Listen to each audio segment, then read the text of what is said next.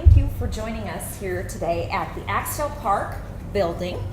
Before we get started, my name is Deanne Conrad. I'm the Community Relations Supervisor for the school district, and I see lots of familiar faces, so thanks to all of you who've been coming to our Gold Card events and those who are also new. Anyone here for the first time? Yay! Wonderful.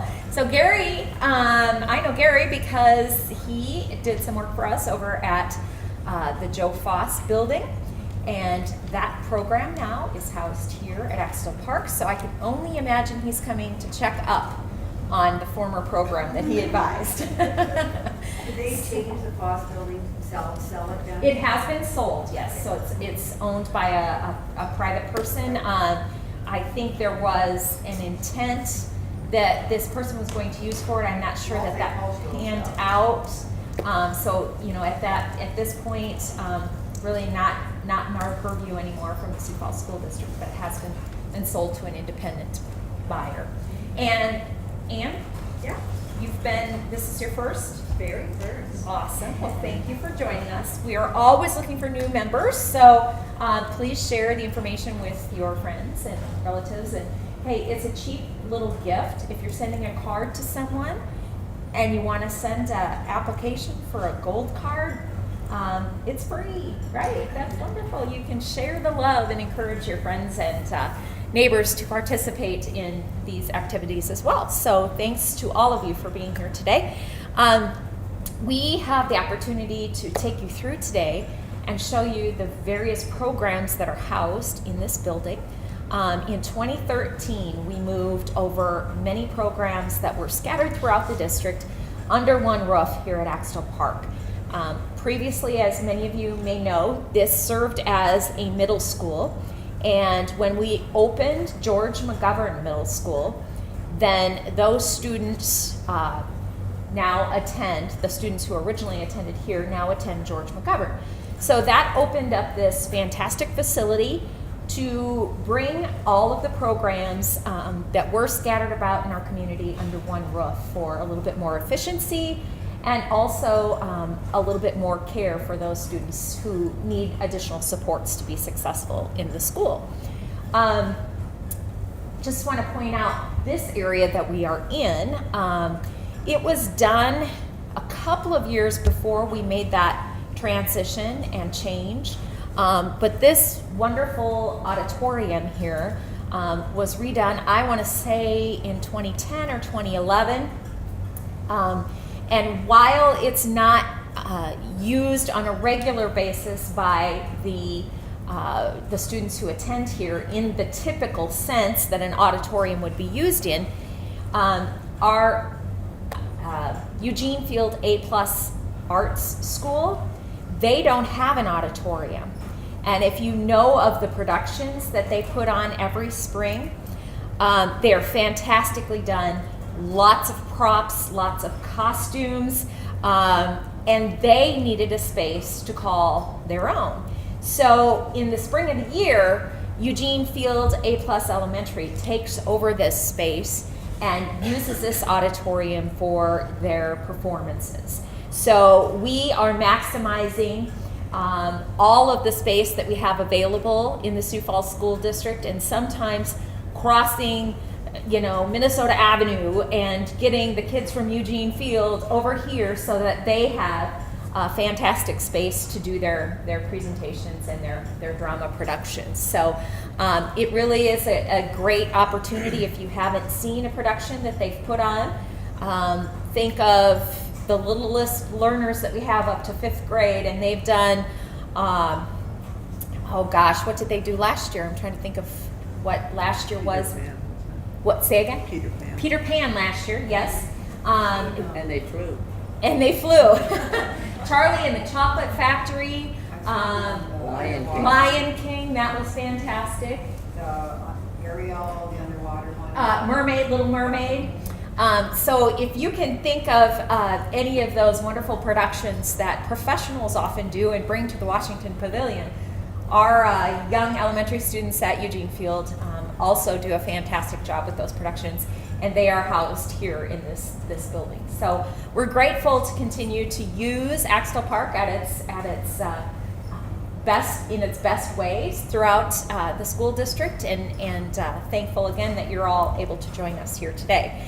So we're going to get started and introduce you first to Tyler Enkelson, and he is in charge of the Joe Foss program, and it's the learning that students who maybe have been behind on their credits, it's the program that allows them to catch up on their credits in a short period of time. And so Tyler's going to come down and share a bit with you.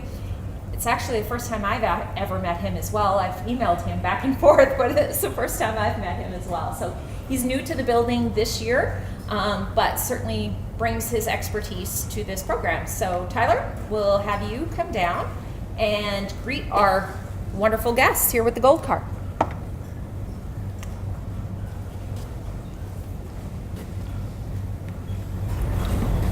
Good morning.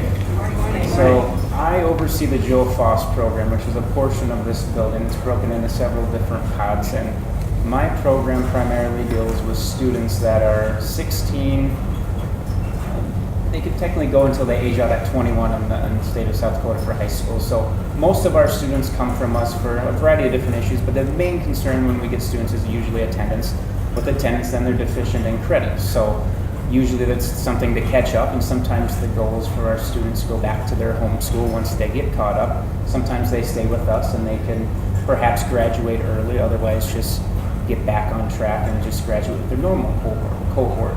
They are still associated with their home school, so they still do graduate with their home school. So if they come from Lincoln or Washington or Roosevelt, that's still their home school. They can still partake in the activities at that school. So whether that's activities with sporting events or prom or walking at graduation, they still can do all of those things at that home school. They're just housed here for their school. Our day is a little different than a typical high school. We're only here we have 2 blocks throughout the day, and they're 4-hour blocks. So there's a first session that goes from 7:30 to 11:30, and then there's an afternoon session that goes 12 to 4. And they get a choice of which session they want to go to unless that session is full. And the attendance is taken through us, and that gets sent through their home school. So it'd be the same if they were absent at Roosevelt, they get a robocall from us saying that they were absent here. So I'm in constant communication with that home school, with the administrators there, the counselors, the success coordinators, social workers. We're all on the same page to try to create an environment of success for the students here, or maybe it didn't work out at their home school for whatever reason that may be. There's not a particular reason I would say that people come to Joe Foss. I grew up in Sioux Falls, and it seemed to have a different stigma at some point, but now it's a variety of reasons. We have just as many students that are taking upper science and math classes as we do that are in foundation classes. So it's just a wide range of students. The maximum load of students that we have at Joe Foss is 326. We do also house the ELL program for the district, which is for students 16 to 21. Once they freshly come to our country, or they're not eligible to be immersed at the home school, they'll come to us. Sometimes they come with 0 credits, sometimes they come with credits from their country, or sometimes they come from Washington or Roosevelt and they're just deficient in credits, and this is a way that they have a smaller setting to try to catch up and earn a high school diploma. They follow the same regulations as our other students so that we can keep them until they're 21 or until they graduate. So a lot of our ELL students are older as they come over, so we get a lot of the students in the district that just come from Sioux Falls and they're 17 or 18 and maybe haven't done a lot of traditional schooling. So they'll come to our ELL program, and we're able to house them and help them with different support with the language, and also earn high school credits so that they can get credits towards graduation. We partner with some other different things in the community, whether that's LSS or this last week USF started a program as well for some different English language learners, and we try to partner with some of those programs so they can get additional support when it comes to English.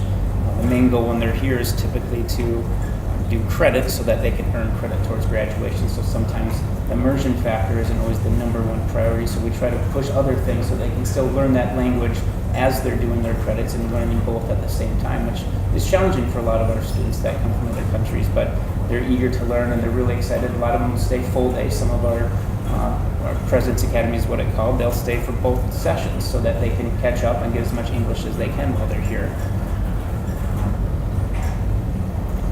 of our program in a nutshell. I mean, is there questions or concerns about what we do? Well, when you said that there's a 7 to 7:30 to 11:30, do they have to stick at the same one, like I come every day at 7:30, or can they come in the afternoon or a different program? No, it's the same thing. They could do the same thing in either session. Typically, they stick with the same session because there's a reason that they chose that session. Working or something. Yep, so if something comes up and they have an appointment or their work schedule changes or something like that and they let us know and we know, they'll give us a call. They can come to that afternoon or vice versa, come to the morning session if needed, if that works out for that day. So I would think there'd be more in the afternoon, but maybe that's not true. Right now, no. Our morning session is full typically because a lot of our students work, so they want the afternoon available to have a greater work schedule. So that a lot of our students do work 40 hours, so they can get done at 11:30 and they can start work at 1 or whatever. So a lot of our students do work, so our afternoon's probably more open right now than our morning session. I know is full, and there's a waiting list for that session. So when you do have maps, you said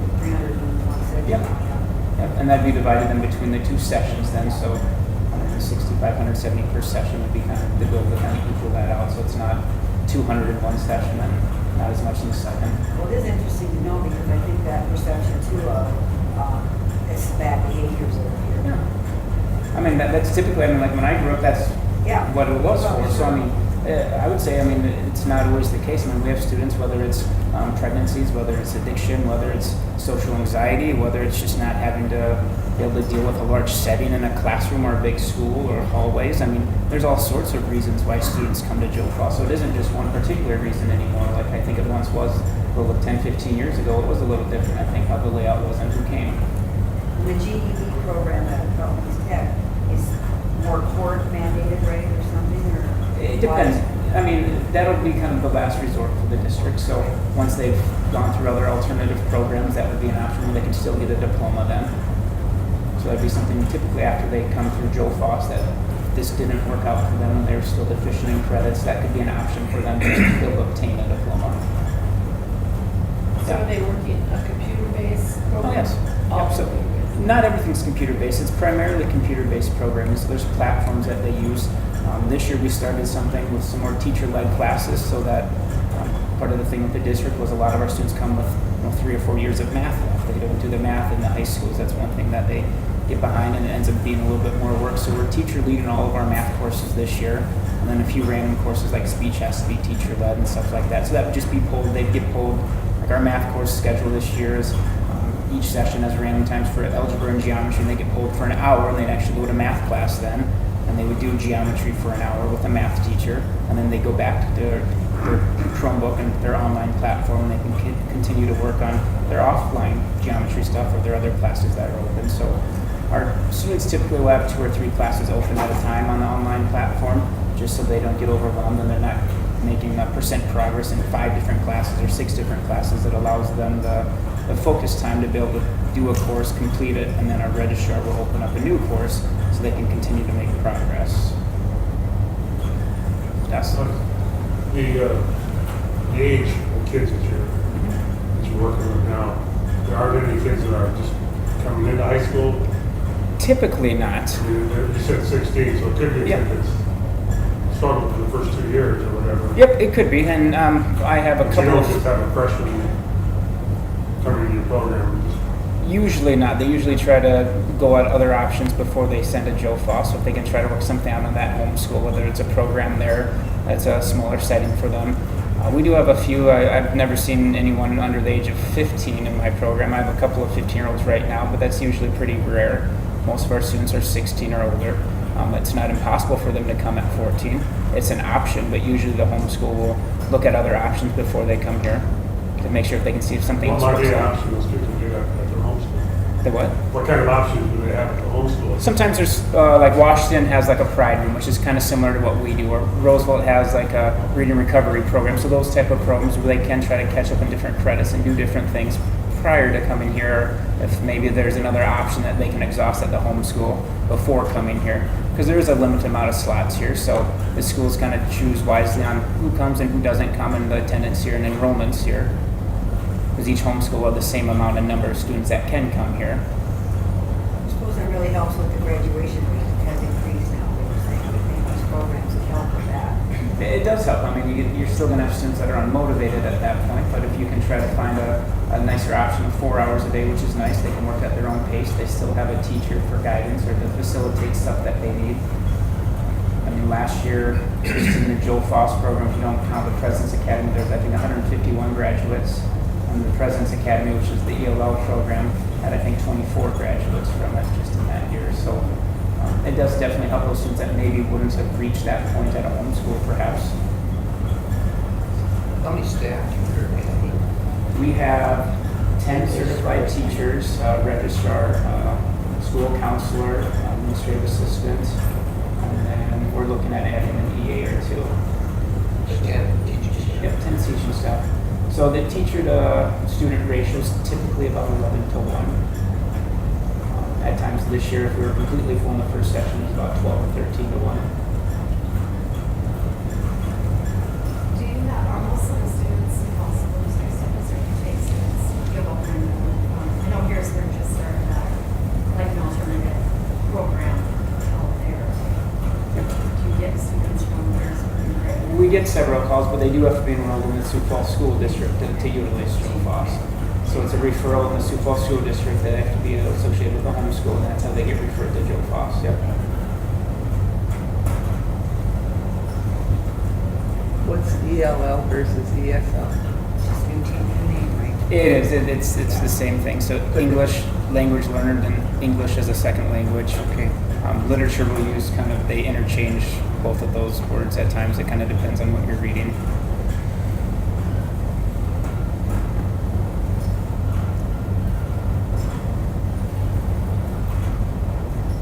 Any other questions? The two programs are completely separate. They're housed in the Like same kids- area. They're in the same, Yep. at the same time with the same teacher. They can be, yep. So, and some of those students that are learning the language will partake in some regular ed classes as well, just for some immersion, so they're not always taking sheltered content classes at that point. So if they're at a high enough level when it comes to language acquisition, we want to push them into a normal classroom. So sometimes they might have half their day with a regular ed teacher and regular ed students, just so they can get immersed better. Are they doing computer-based too? They are. It's more teacher-led in their room than it would be in any of the other areas of our building, just because they need a little bit more one-on-one instruction. So it's still, a lot of the stuff, curriculum's based online, but the teacher's leading, I would say, probably 75% of what they do. How many different languages would you say you dealt with here? Well, at the beginning of the year, we had 21 different languages between our ELL students. So our ELL program right now houses 36 students. And some of them, the languages correspond with another, so it's just like a different village. It's similar to the language, but it's a different language A technically to lot them. from Africa, Ethiopia, that area? Or? We have a lot of areas from there. We have a lot of like Latino and Hispanic too. I'd say that's probably our largest population. Guatemala. We have a large population from Guatemala in South America, and then the other population would be out of a variety of different countries within Africa. In the district, we do a district demographic report, which will come out at the end of this month, and then compiling that information, the number of languages throughout the district is now at 89. So 21 represented here, that's a pretty significant Yeah. number in the size of population we have here. Yeah. What kind of, one of the issues I had when I was at Joe Foss was attendance. And I mentioned that we're still battling that. It's still the battle every day. Yep. That doesn't change. Our attendance fluctuates. When a kid, when one of your students turns 18, you're able to, what do you do to try to retain those kids? 'Cause some of them aren't close to graduating, Yep. or maybe real close. And some of them are really close, and they also undergone, they're at 19 and a half or 20 or even 21 credits, and sometimes we don't Well, get since you them. don't have to worry about that until you turn 18, right? So to speak. We try to. Say it that way. Yeah, I mean, technically, when it comes from the legal standpoint, yeah, we still try to connect with them as much as we can and try to get a hold of them as much as we can. A lot of times, we do a situation once they turn 18, numbers change, addresses change, and yeah, we never hear from them ever again. I was involved when they changed that age from 16 to 18. In some cases, it did help. And I don't want to generalize, that's not fair either.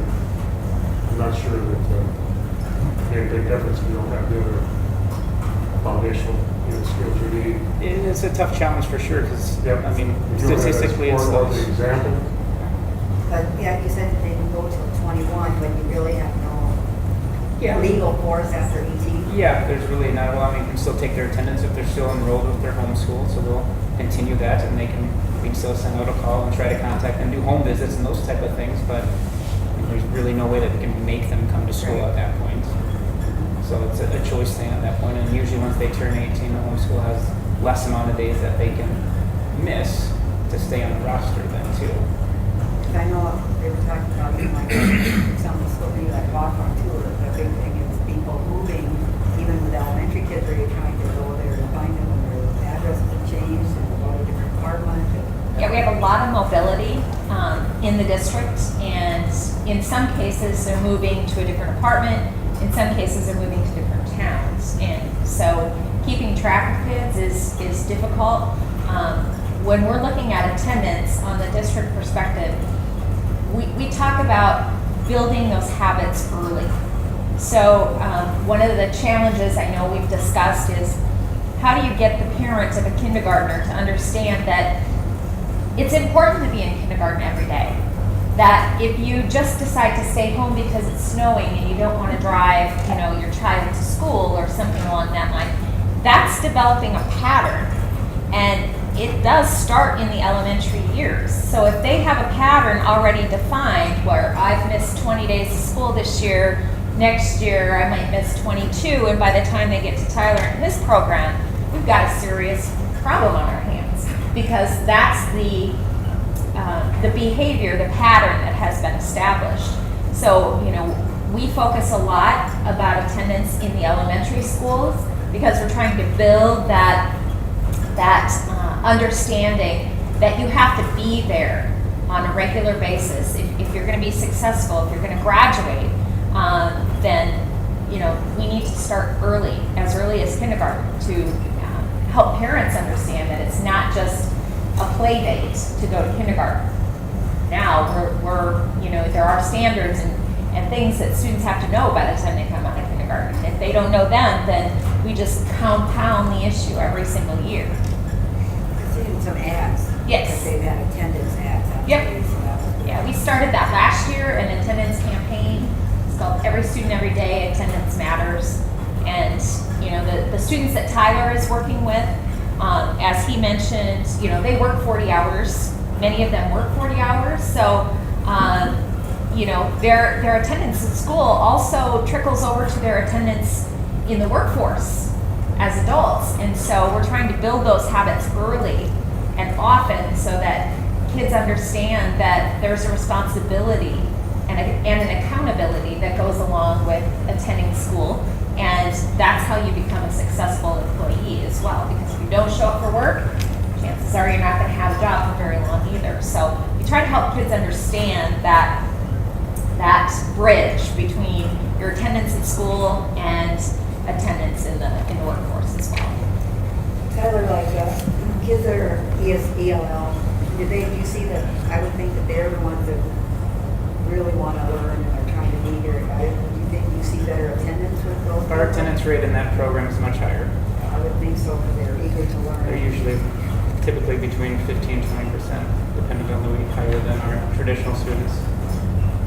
But attendance would be the key. The reason our students are there is because they've missed so much school. They haven't done the classes. I mean, so it's not that they're not capable. They're all capable of doing the work.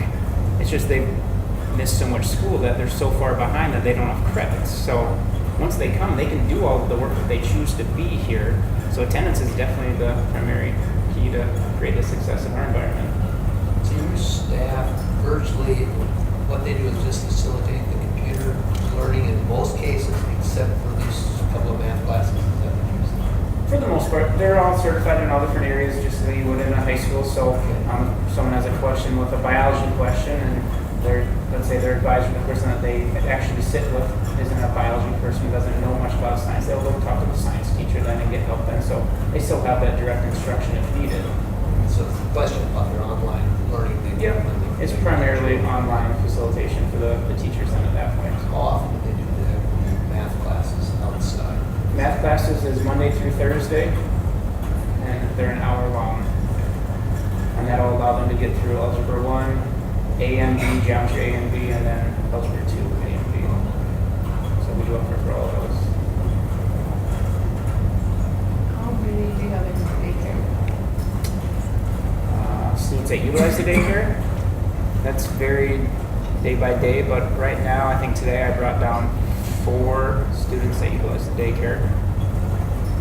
A lot of our students find family members or friends to watch for little or nothing, I think, and that's where most of them go, just because it's cheaper for them. This is the day charge. Well, they charge. Yep. What do they charge?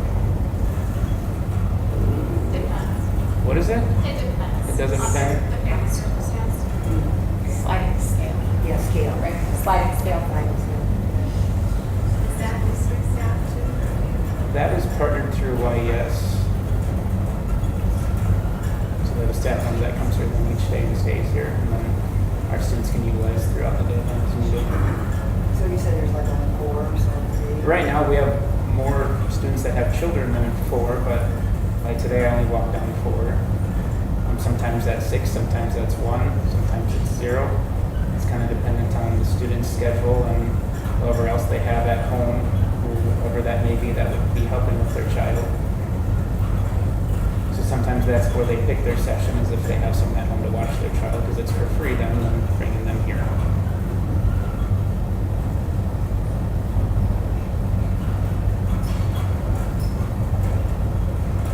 Any other questions or concerns?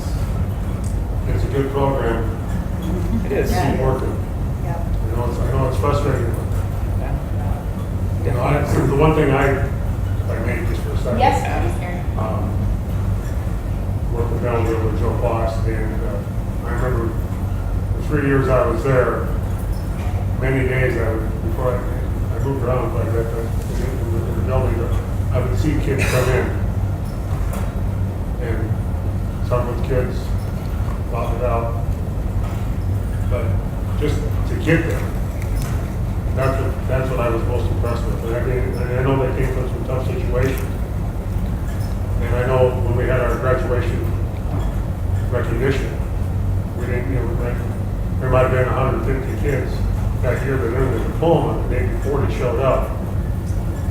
And some parents came in blue jeans and a t-shirt. Some came dressed like me. Some came like he with a tie on.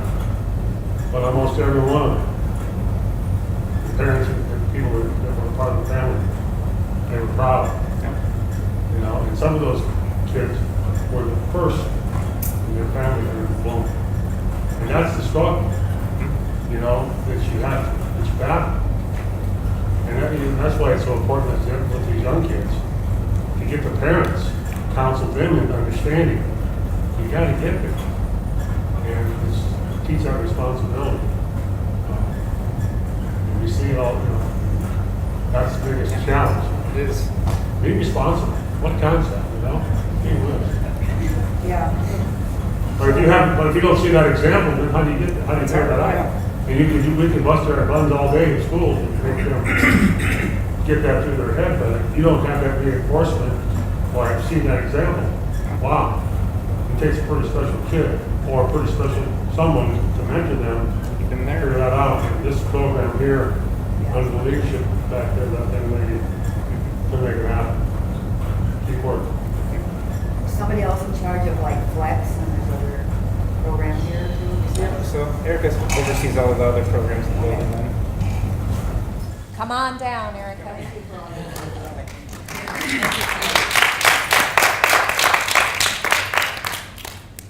Introduce myself. Yeah. Okay. Deanne's gonna leave me out here by myself. All right, well, I'm Erica Palladino, and lots of you I know, or I've seen before, so welcome to Axtell Park. I will give you just a little bit of background about myself. So this is my 21st year in the school district, and I taught for my first 14 years at the Juvenile Detention Center. I was the English teacher there, and then I coached volleyball at Lincoln High School for those 14 years. Many things changed in the juvenile justice system in the last 20 years, and so as things changed in the juvenile justice system, so did positions at the Juvenile Detention Center. So what had once been a program that had 3 teachers, 3 EAs, and a clerical was really shifted to having 1 teacher, and that teacher was me. And at that time, I had 2 young boys at home, so I was working part-time, and then I was coaching and teaching as well. So at the end of maybe my 14th year of coaching, I decided I'd done that since I'd been 17 years old. I was ready to be done, and then I decided I was just going to work full-time at the Juvenile Detention Center. And all of a sudden, a unique opportunity presented itself, or I presented myself to that opportunity, maybe is more realistic. And I went and saw some people at IPC, and I said, I really think that these programs could use something different, and I think I could be this leader that maybe you would be looking for. And so the problem was you needed to have your special ed degree. And I am an English major, and I have my master's in business, and I have a whole bunch of education classes, but I do not have my special education degree. So I had to get my special ed degree and my a second master's, essentially administration. I had 7.5 months to do that. So in 7.5 months, I took 36 credits, and here I am today. And I have the ability now to be what you would call, what looks like the principal of Axtell Park, but in true reality is called the senior coordinator of specialized programming. So I have a very different role in the district because I do get to run all of the programs opposite of Tyler's program at Axtell Park, but I'm also a part of the special ed supervisor coordinator team. So I essentially have 2 roles in the district. I do a whole bunch of district trainings. I train special ed teachers, I train specialists and facilitators. I also train everyone in my own building and run the principal role here. It's really a dual role position. We house about 200 students on the other side of the building from Tyler. I also supervise programs outside of this building. Some of it's the penitentiary, the Juvenile Detention Center, and the Arise program. So along with the programs that are here, I supervise those teachers and those students as well. But the programs that are here look a little different than Tyler's. So whereas Tyler's tends to be a credit recovery program and really an alternative pathway for students who are traditionally 16 to the age of 21, we have programs where students are placed due to their behavior. So our programs start in 6th grade and also run to the age of 21 when students can age out. We do see ourselves, which is different than in the past, as an alternative pathway, but students aren't necessarily well, that's not true. Some students are asking to come to Axtell Park, but there's a process in place for them to get here. So about half of our programs are accessible through your IEP. That means that IEP teams are meeting, and those IEP teams are looking at options for students who have exhausted all options in their traditional school. We essentially run Tier 3 and Tier 4 programs at Axtell Park. So when you think of Tier 1 interventions, those are all interventions that can occur in your traditional school. You might have a check and connect, you may have counselors, you may try to shrink the environment for your students so they don't have to walk from one end of the building to the other end. All sorts of things going on in traditional schools. Tyler mentioned R2. Roosevelt also has R3, which is really shrinking environments for students who struggle in big places.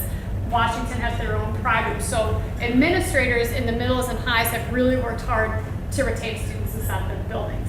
When those don't work for a student in special ed, and if it's disability that's driving that, then the IEP team will meet and potentially Axtell Park could become that student's placement. So that's half of our programs. The other half of our programs are placed by the superintendent. So the superintendent is looking at students whose behavior is truly not appropriate for that school, and those students are moving in through the regular ed side.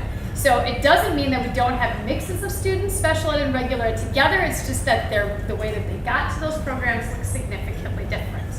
I just looked at some of our data from our data poll. Today, our attendance in this building on our side is about 87%. That is a huge attendance rate for this building.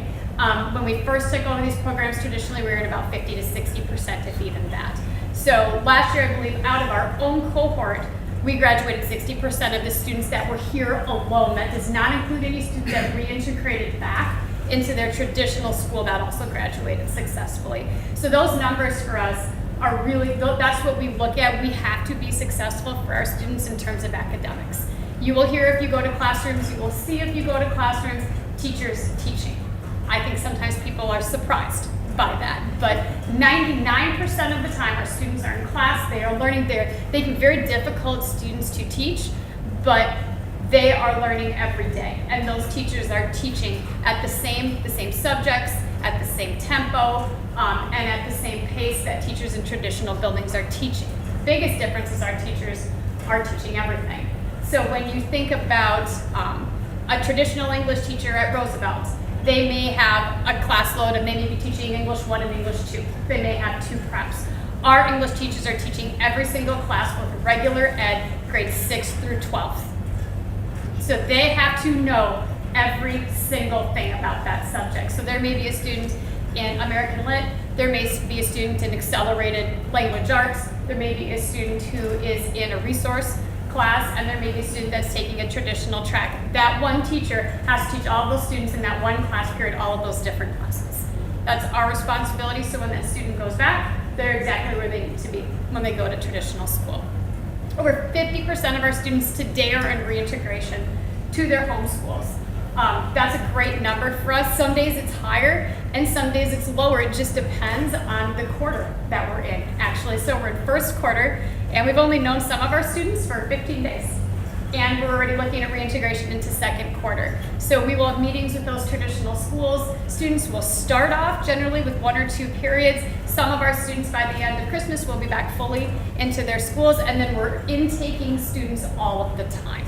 So there are traditional big intake times. So at the end of the year, moving into the beginning, I think we did an intake of about 30 students into our program from Bridges, which is the elementary behavioral program, and then we'll intake during the year from the traditional middle schools and high schools. And that is for all programs, both special ed and regular ed. Our programming is sectioned into different types of programs, so even if you're a student with a disability, it doesn't mean you always have the same disability as somebody else. So we're going to try to get you into a program that we believe is most appropriate for you.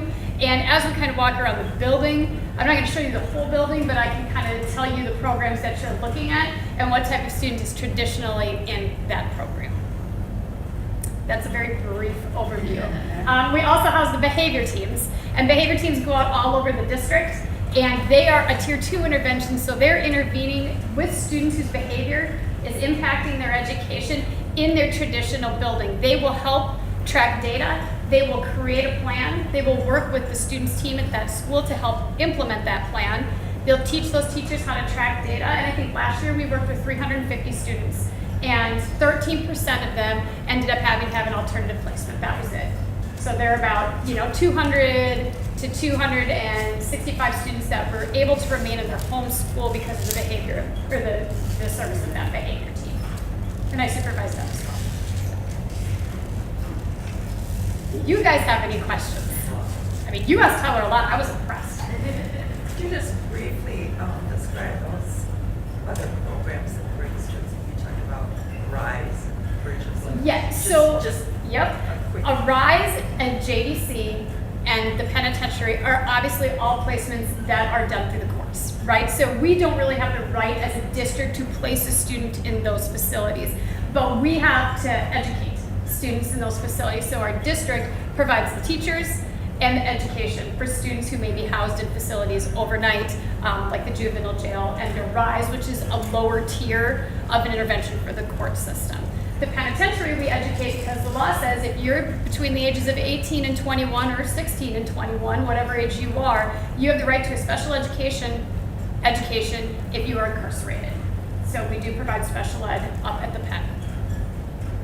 How many students are in those particular programs? Oh. I suppose it varies. That really varies. The pen does not have as many.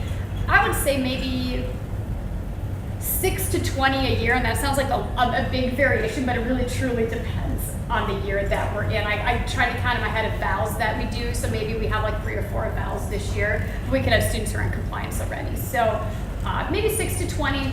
At the juvenile detention center, that really varies. I think our ADM there is about 30 a month, and those students are turning over pretty consistently. So the 30 today will not be the same 30 in November. And then a RISE turns over both JDC and a RISE turn over real quickly. So I would say they house at the most 15, and right now their staff are about 8. Where is the RISE at? RISE is in the LSS building, also where Summit Oaks Day and Residential Program is.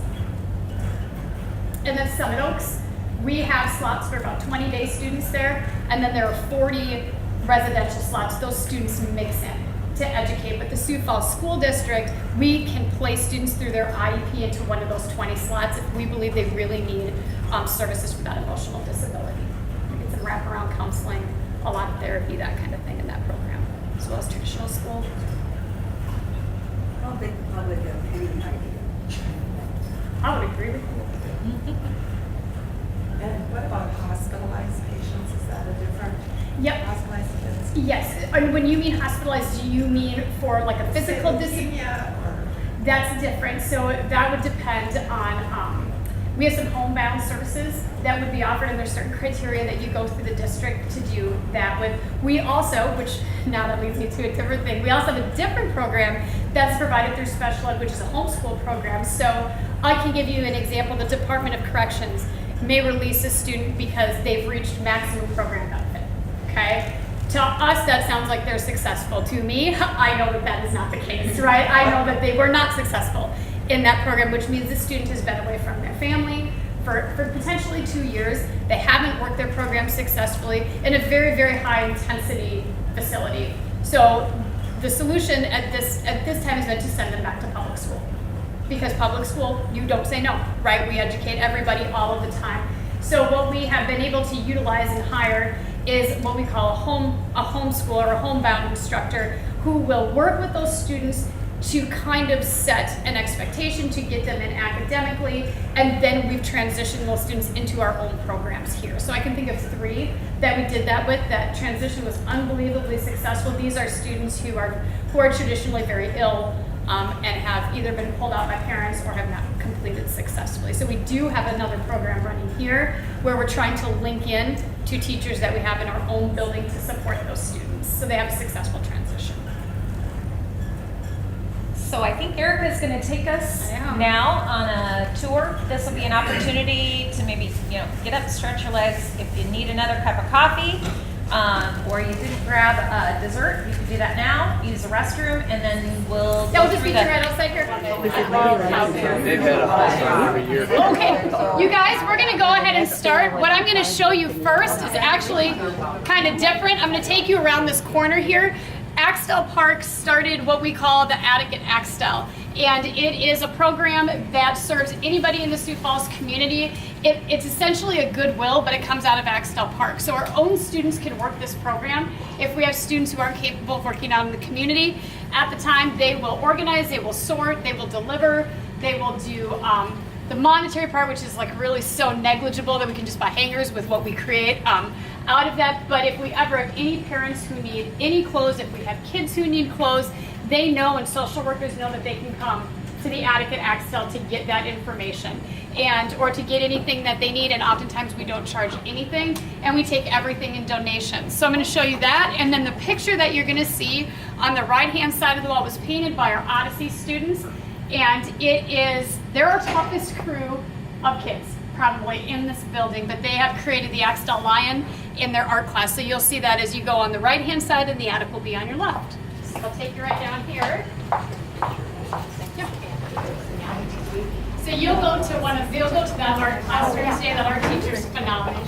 And they have an hour and a half of art a day, which is the only program in this district that does it that way, but she teaches art history, and then she does application in the same hour and a half, and then she rotates groups. Give for them that time to make something. Yep, and then we get to teach them the art history with the actual application. So this was kind of a fresco piece of work that they completed last year.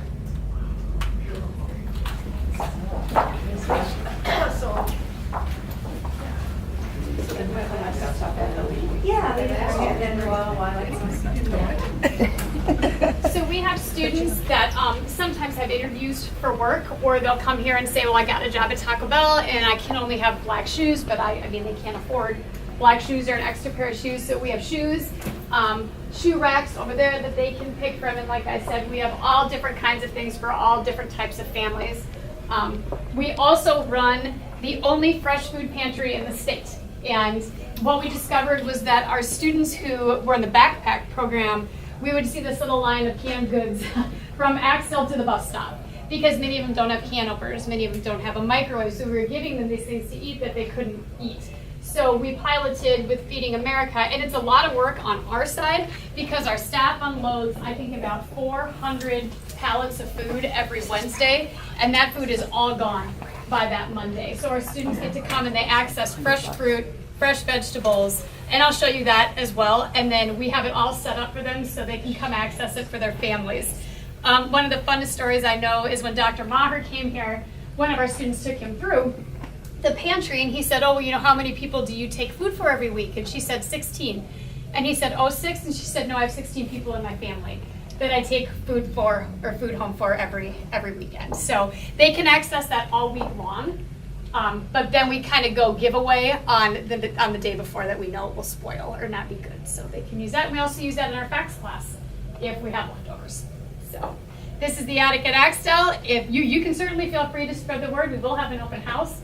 This year it's finally up and running, and Heidi Costello, who is one of our community facilitators, has done all of this. She's done an incredible job promoting, getting it organized. This is a huge deal. And I gave her the assignment and said, I want it up in a month. So, and she did it. She was great at this, so. You said it's free for it's free, for yeah. them? Yeah. Mm-hmm. Do you take donations? We do. So there's a box out there and we'll come and get it from you, or you can drop it off, one of those two. So you just call us and let us know. And it runs off a blog site because we can't just have people coming in and out. So social workers will tell us, or you can access a blog site that you can pick things and we'll send them to you. So what's the age you need most of? Right now, I'm not sure, but last time I checked, it was kind of like 5 to 8-year-old boys was what we were looking for. A boutique just closed down somewhere in the state. We got all their stuff, so it was some really nice stuff for working moms and for kind of that older teenage set to go to interviews in. Down the hallway, you're going to find our library. We got a $60,000 grant to build this library. Before we came here, our students had no libraries. They had no books, they had no nothing. They were all in different areas of town. So this library's been a huge deal for us. Our kids access it all the time. Fresh food pantries on your left. If you walked all the way in, you would see big refrigerators and coolers. That's where they get their fresh fruit and vegetables. This is our library. This is our library, Becky Heikela. So she sees students on and off throughout the day. And our students utilize all of these types of books. They do it for research. We also have a maker spaces area where students can work hands-on with all sorts of different things. Becky's really been a huge part of continuing that movement and also integrating that into what students are doing in their daily curriculum. So we can kind of cross over from the library to what the teachers are teaching in the classroom. Like I said, this is a really big deal to our students, that they had a library, they had a place to check out books. And they come down, Becky, we run classes, they come down. Yep, we run classes once a week, usually with classes that are scheduled, and then they come in, like if they need books in between, they'll just stop down. Yep. All right.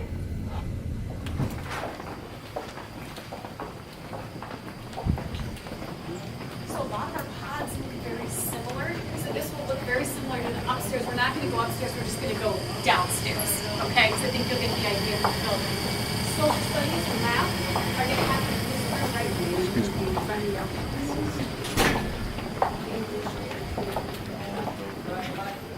You got a crew coming in and checking out. The art room, so where the lion was painted, is this room right in here.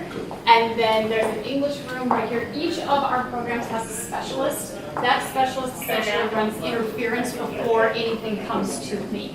So we use the district discipline plan, but we are not going to use that in the same capacity that maybe Tim Hazel would use it over at Roosevelt. So we may have a student who swears at a teacher, who struggles in a class, and that student's going to stay with us for that day. We're just going to make it look different for him until he can apologize, until he can get his work done, and then he'll be back in the traditional room. Now, there are certain things that we don't tolerate: no drugs, no weapons, and if you're an adamant disrespect towards a teacher, then we're going to deal with that right away. But most of our kids, like I said, you're going to see them in class, you're going to see them learning. When they get frustrated, when the concepts get hard, that's when we probably start to see some of those behaviors. All of our students are searched before they come into their pod, though. No cell phones are allowed in this building. Oh, and in your case, that's not too hard to enforce, I would think. Nope, and I will say it's the only thing I OSS for straight out of the gate. And I thought I'd have to OSS every kid in this building on the first day we implemented that. And I really have had very few issues. They just put them in their locker and they don't even ask for them. So on your right-hand side is the Flex program. And also in the door that Deanne is standing in as part of the Flex program, we have separated our middle school and high school students, and they run different types of schedules, and then they have different types of interventions. Structure Teach is kind of mixed in with these guys. This is our oldest Structure Teach group, so grade 11 through the age of 21 is in this group right here. They just went to lunch. So you can see they have dogs. They have guinea pigs. They have animals. We have some therapy dogs in this school. Yeah, I went in there. So our pod starts here, and then we have classrooms that go around the outside, and then the old library will work our way around and show you that area to them as people enter out. So these are individual classrooms for our students. Each classroom has 2 teachers individually back here at any given time. And then with that, they have anywhere from 20 to 30 students dependent on that day and if the attendance is how that looks. So each have their Chromebooks that are docked at their station that come into work at that time. Our ELL room is right here, and this is where we have the President's Academy and other students from other countries. This is where they come, so they have a little bit more assistance than a typical classroom. So they have a lot more guided things. They'll have more direct instruction versus just the online component. They still do work off of their computer for the most part, but this can be a little bit more one-on-one instruction as they walk through those different programs and the different classes that they're doing. Then we have another classroom, and then as we come out the big loop around, the old library is broken into 3 different areas where an area for some maybe combined areas maybe not as ideal in a classroom, or if they're too close to someone right next to a table, they have a little bit more space and privacy out here as they do work. And that's kind of the end of the tour of Joe Foss. That's all there really is to it. We have 4 classrooms in the main area here, and that houses all of